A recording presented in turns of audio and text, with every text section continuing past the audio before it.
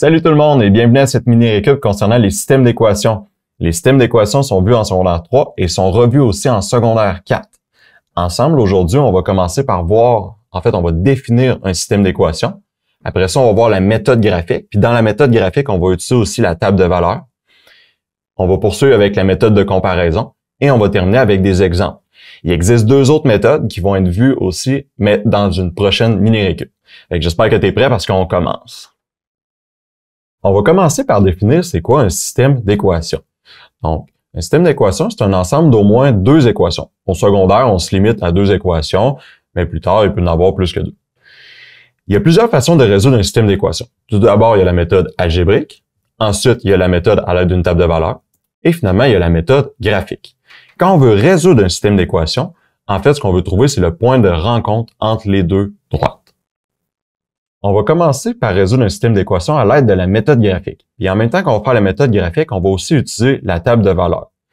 Donc, pour résoudre à l'aide de la méthode graphique, la première chose qu'il faut faire, c'est écrire les règles sous la forme fonctionnelle. Donc, la forme y est égale à x plus b. Une fois qu'on a ça, on va tracer nos droites dans notre graphique et on va pouvoir trouver notre point d'intersection en lisant le graphique. Commençons par un premier exemple. Donc, j'ai un système d'équations ici, et là, je veux le résoudre à l'aide de la méthode graphique. Pour résoudre à l'aide de la méthode graphique, comme on a dit tantôt, la première étape, c'est d'écrire les règles sous la forme fonctionnelle. Ici, on se rend compte que la deuxième règle est sous la forme fonctionnelle, mais pas la première. Donc, on va devoir changer la première pour qu'elle soit sous la forme fonctionnelle. Je commence par envoyer mon x de l'autre côté de l'égalité en disant plus 6x plus 6x. Et après ça, il reste un 3 devant mon y, fait que je divise par 3 chacun de mes termes. J'obtiens que y est égal à 6 plus 2x. Et là, on a l'habitude de mettre les termes en x en avant des termes constants. C'est pas une étape qui est obligatoire, mais c'est juste une habitude qu'on fait dans ce genre de problème. Vu que j'ai mes deux équations sous la forme fonctionnelle, je peux maintenant résoudre à l'aide d'un graphique. Pour résoudre à l'aide d'un graphique, je vais utiliser de la couleur. Ma première règle va être en vert et ma deuxième règle va être en bleu. Je peux tracer mon graphique. Puis pour tracer mon graphique, je peux utiliser une table de valeurs, comme on voit ici. Pour réussir la table de valeurs, j'utilise les x de mon choix. Comme ici, j'ai utilisé moins 6, moins 4, moins 2, 0. J'aurais pu utiliser d'autres valeurs. Mais moi, j'ai décidé de prendre les autres. Et là, je remplace dans chacune des équations.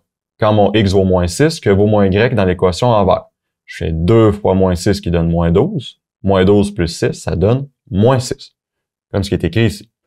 Je fais la même chose dans l'équation en bleu. Fait que là, j'ai moins 6, moins 6. Fait que 2 moins à la suite de l'autre, ça donne un plus. Fait que ça fait 6 moins 6 qui me donne 0.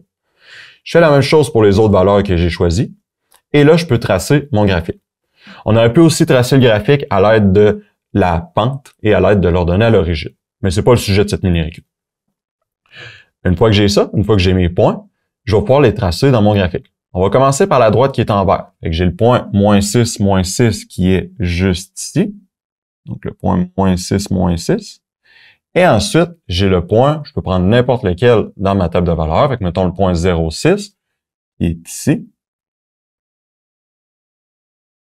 Et j'ai relié ensemble pour faire ma droite de ma première équation qui est en vert. Je fais exactement la même chose, mais cette fois-ci, je vais utiliser mes valeurs en y qui sont en bleu. Et que là, je place, mettons, le point moins 6, 0 qui est juste ici. Et je peux, tant qu'à faire, je vais prendre le même point. Fait que quand mon x vaut 0, je vais utiliser mon y. Fait que j'ai le point 0 moins 6 qui est juste ici. Je peux maintenant relier ma droite et l'intersection entre les deux droites, donc le point qui est juste ici, c'est la solution de mon système d'équations. En fait, on aurait pu aussi l'avoir dans la table de valeurs. Si on regarde juste ici, quand mon x vaut moins 4, mon y vaut moins 2 dans les deux équations. Donc, la solution à mon système d'équations, c'est moins 4, moins 2.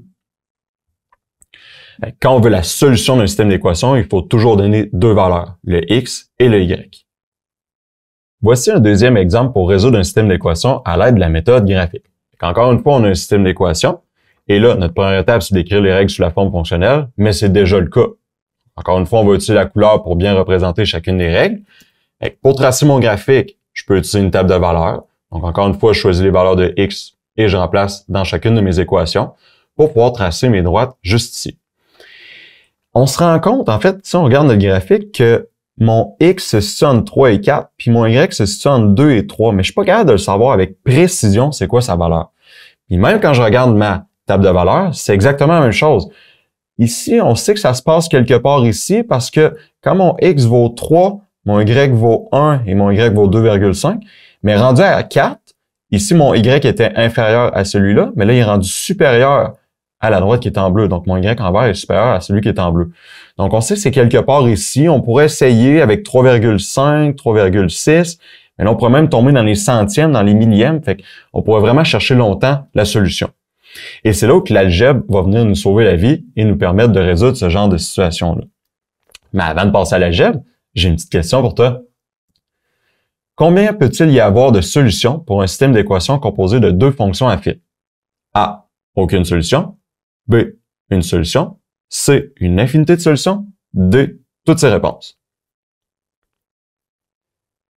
La réponse ici est D. Toutes ces réponses. Voici les solutions possibles quand on a un système d'équations. Il faut se poser plusieurs questions. Et c'est le schéma ici va nous aider avec ça. La première question qu'on doit se poser, c'est est-ce que nos taux de variation sont équivalents? Si ce n'est pas le cas, on a des droits de séquence et à ce moment-là, on a une seule solution. Si c'est le cas que nos taux de variation sont équivalents, alors il faut regarder l'ordonnée à l'origine. Donc, l'ordonnée à l'origine, est-ce qu'ils sont équivalents? Si ce n'est pas le cas, ça veut dire qu'on a des droites parallèles distinctes, qu'elles ne se toucheront jamais. Donc, on n'a aucune solution. Si nos ordonnées à l'origine sont pareilles, il faut se rappeler aussi que le taux de variation aussi doit être encore équivalent. Donc, à ce moment-là, on a des droites parallèles confondues, fait que nos droites sont une par-dessus l'autre, sont superposées, et à ce moment-là, on a une infinité de solutions. Mais qu'est-ce qui arrive quand on a des droites perpendiculaires? C'est ma petite question pour toi. Combien un système d'équations composé de deux droites perpendiculaires possède-t-il de solutions? A. Aucune solution. B. Une solution. C. Une infinité de solutions. Et D. Toutes ces réponses. La réponse ici est B. En fait, des droites perpendiculaires, c'est des droites qui sont séquentes, sauf qu'ils forment un angle de 90 degrés. La première méthode algébrique qu'on va voir pour résoudre un système d'équations, c'est la méthode de comparaison. Il en existe deux autres qui sont vues en secondaire 4, qui se nomment la méthode de substitution et la méthode de réduction. C'est le sujet de la prochaine mini-récup. Donc, quand on veut résoudre à l'aide de la méthode de comparaison, il faut suivre ces étapes-ci. Donc, première étape, isoler une même variable dans les deux équations. Que ce soit le x ou que ce soit le y, ça n'a pas d'importance. L'étape la plus importante, c'est la suivante. Il faut former une équation en comparant les deux expressions algébriques. C'est pour ça qu'elle s'appelle la méthode de comparaison. On compare deux équations.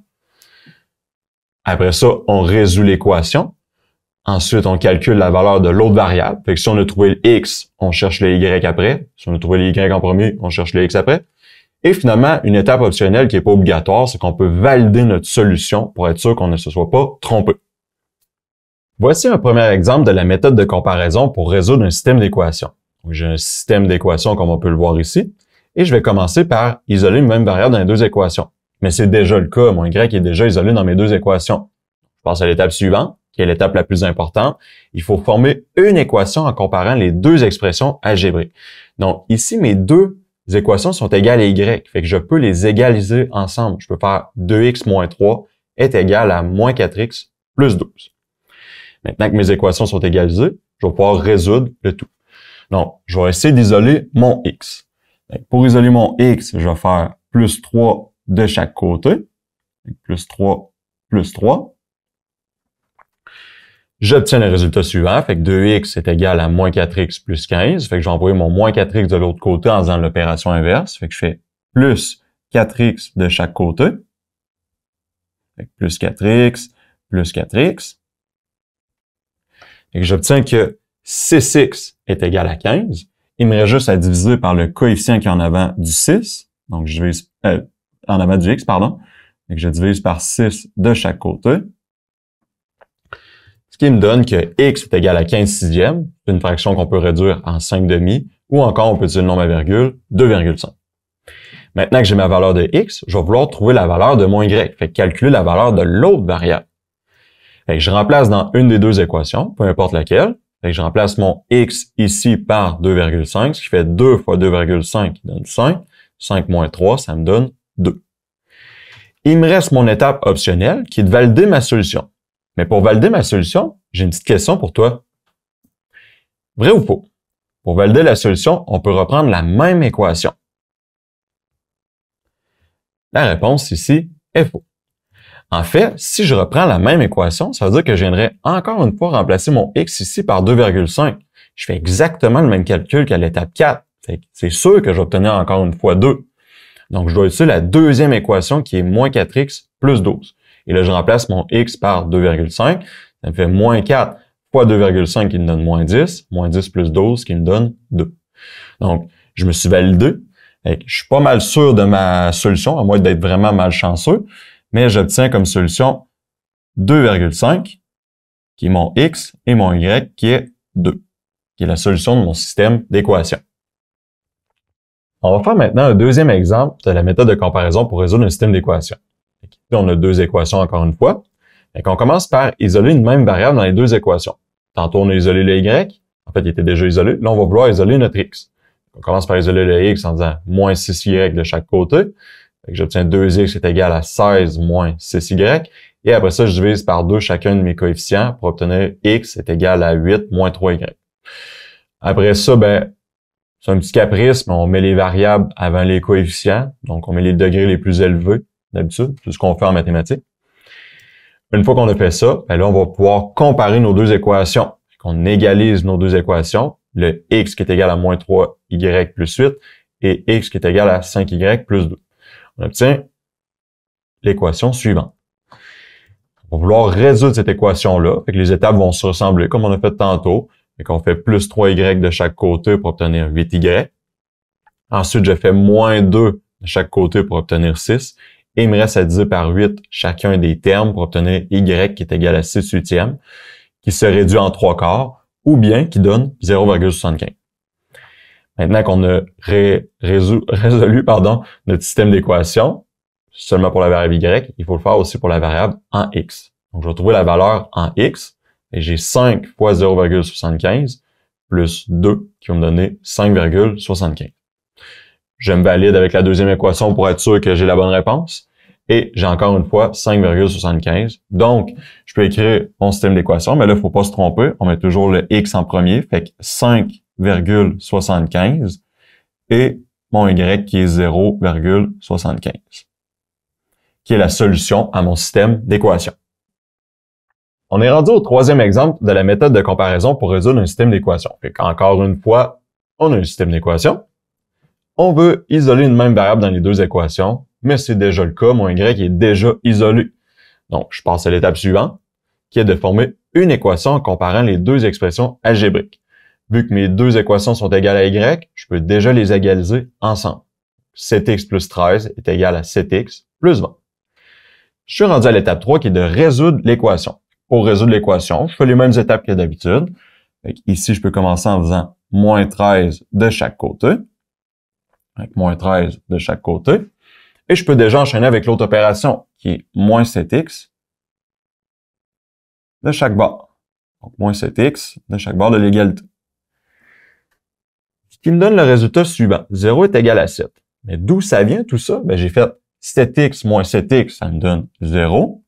13 moins 13, ça me donne 0. Fait que ça explique le 0 qui est ici. 7x moins 7x, ça me donne 0. Et 20 moins 13, ça me donne 7. Est-ce que ça a du sens que 0 est égal à 7? La réponse, c'est non.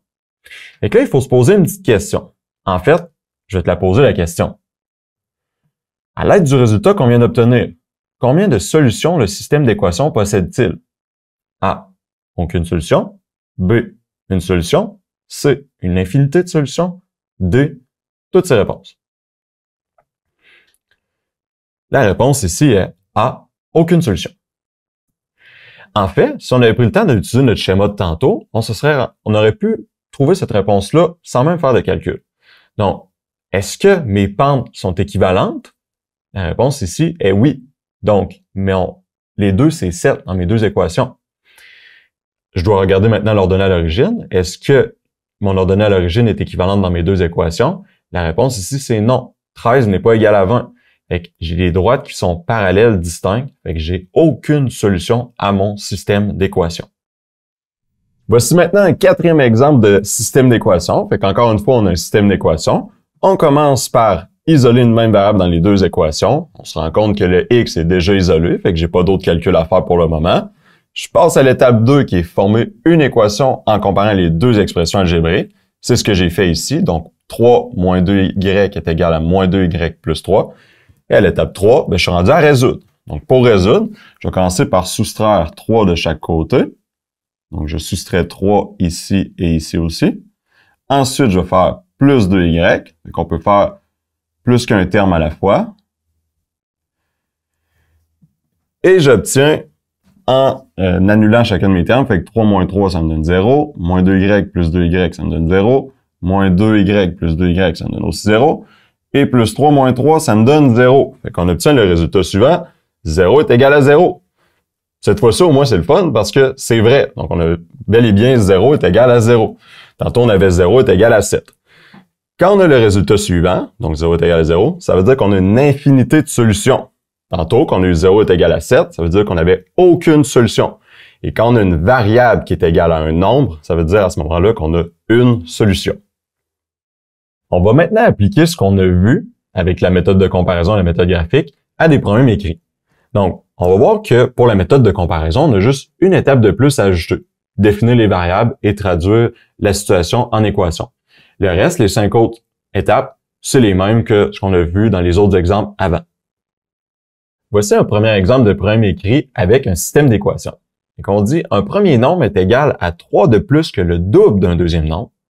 Le premier nombre est aussi égal à 5 de moins que le quadruple du deuxième. Quels sont ces deux nombres? Donc, la première étape, comme on a dit tantôt, c'est définir les variables et traduire la situation en équation. Donc, je commence par identifier mes deux premières variables. En fait, mes deux variables. J'ai x qui est mon premier nombre, y c'est mon deuxième nombre. J'aurais pu les inverser aussi. Là. Y aurait pu être mon premier nombre, puis x aurait pu être mon deuxième nombre. Ça n'a pas d'importance. Mais une fois qu'on a identifié nos variables, là, il faut trouver nos deux équations. Fait qu'on dit que le premier nombre est égal à 3 de plus que le double du deuxième nombre. Donc, la première équation va être la suivante. X, qui est mon premier nombre, est égal à 3 de plus, fait que plus 3 du double de mon deuxième nombre, fait que 2 fois y qui représente le deuxième nombre. Et ma deuxième équation, on dit le premier nombre est aussi égal à 5 de moins que le quadruple du deuxième. Donc, mon premier nombre, encore une fois, est égal à moins 5, parce qu'on dit est égal à 5 de moins que le quadruple, donc 4 fois la valeur du deuxième nombre, et que j'obtiens 4y moins 5. Fait que x est égal à 4y moins 5. Maintenant que j'ai trouvé mes deux équations, je peux isoler une même variable dans les deux équations. Mais c'est déjà le cas, le x est déjà isolé. Je passe à l'étape suivante, former une équation en comparant les deux expressions algébriques. 2y plus 3 est égal à 4y moins 5. Fait que j'ai formé mon équation, je suis rendu à l'étape de la résoudre. Fait que j'ai 2y plus 3 est égal à 4y moins 5. Je fais moins 2y de chaque côté pour obtenir 3 est égal à 2y moins 5. Et ensuite, je fais plus 5 de chaque côté pour obtenir 8 est égal à 2y. J'obtiens au final que, en divisant par 2, que 4 est égal à y. Il me reste à trouver la valeur de mon x. Fait que je remplace mon y dans une des deux équations, peu importe laquelle, par 4. Et je calcule la valeur obtenue. Fait que 2 fois 4 plus 3 qui me donne 11. Fait que les deux nombres sont 11. Donc, on a 11. Et on a aussi 4. Qui sont, en fait, c'est la réponse à mon problème. Finalement, voici le dernier exemple de cette mini-récup. Donc, voici l'énoncé. Gabrielle hésite entre deux compagnies pour faire des travaux chez elle. La compagnie A demande 70 de l'heure et 2500 pour les matériaux. La compagnie B demande 90 de l'heure et 1500 pour les matériaux. Quelle compagnie lui suggères-tu? Pourquoi? Avant même de commencer le problème, il faut se poser quelques questions. Donc, au départ, on a envie de dire que la compagnie B est plus avantageuse parce que ça nous coûte 1500 pour les matériaux, puis la compagnie A, ça nous coûte 2500. Le choix logique, ça serait de dire la compagnie B. Mais on se rend compte que ça coûte 90 de l'heure et la compagnie A, ça coûte 70 de l'heure. Donc, la compagnie B, avec le temps, va finir par coûter plus cher que la compagnie A. Mais là, la question qu'on doit se poser, c'est quand est-ce que ça va coûter le même prix pour pouvoir les comparer les deux? Qui dit comparer, dit méthode de comparaison. Donc, on va devoir commencer par définir nos variables comme on a fait tantôt. Donc, on définit les deux variables, puis après ça, on va traduire par un système d'équations. Fait que X représente mon nombre d'heures. Ça varie, le nombre d'heures varie ici. Et Y, ben, c'est le prix demandé. On va pouvoir faire nos deux équations. Ici, mon taux de variation et ma valeur initiale sont déjà donnés. Donc, 70 de l'heure, c'est mon taux de variation. 90 de l'heure aussi, c'est mon autre taux de variation. Et mes valeurs initiales, ben, c'est le montant que ça coûte dès le départ. Fait que 2500 pour la compagnie A, puis 1500 pour la compagnie B. Et j'obtiens les deux équations juste ici. Maintenant, je fais le reste de la démarche comme on a fait tout le long de cette mini-récup. J'isole une même variable dans les deux équations. C'est déjà le cas. Mon Y est déjà isolé. Maintenant, je formule une équation en comparant les deux expressions algébriques. Fait que j'ai 76 plus 2500 est égal à 96 plus 1500. Et je vais devoir résoudre l'équation. Fait que 76 plus 2500 est égal à 96 plus 1500. Je fais moins 2500 de chaque côté pour obtenir moins 1000. Après ça, je fais moins 96 de chaque côté pour obtenir moins 20x. Donc, moins 20x est égal à moins 1000. Et je divise par moins 20 de chaque côté pour obtenir que mon x est égal à 50. Donc, c'est 50 heures. À partir de 50 heures, ça va être équivalent. J'ai une petite question pour toi avant de poursuivre. Vrai ou faux? Dans cette situation, il n'est pas nécessaire de trouver la valeur de y. La réponse ici est vraie. En fait, pourquoi on n'a pas besoin de trouver la valeur du y? C'est que le y, si on regarde, c'est quoi il définit quoi? C'est le prix demandé. Donc, je sais qu'après 50 heures, les deux compagnies vont vouloir, en fait, ils vont demander le même montant d'argent pour faire des travaux chez elles. Donc, j'ai pas besoin de savoir c'est quoi ce montant d'argent-là. J'ai juste besoin de savoir c'est à partir de combien de temps que c'est équivalent. En fait, si on avait pris le temps de se faire un graphique, on aurait pu voir la situation. Donc, si je prends ma compagnie A en bleu et ma compagnie B en orange, j'aurais vu dès le départ que la compagnie B est moins chère jusqu'à 50 heures, la valeur qu'on a trouvée tantôt, et après ça, elle devient plus chère. Tandis que la compagnie A est plus chère au début, mais après 50 heures, ça devient moins cher. La meilleure réponse qu'on aurait pu donner dans cette situation-là est la suivante. Je suggère la compagnie B pour 50 heures et moins, et je suggère la compagnie A pour 50 heures et plus. C'est ce qui met fin à cette mini-récup sur les systèmes d'équations. Donc, on a vu la méthode graphique, on a vu la méthode de comparaison, puis dans la méthode graphique, on a vu aussi la table de valeurs. Dans la prochaine vidéo, dans la prochaine mini-récup, en fait, on va voir la méthode de substitution et la méthode de réduction. Donc, d'ici là, tu peux t'exercer et devenir un champion ou une championne des systèmes d'équations. Salut tout le monde!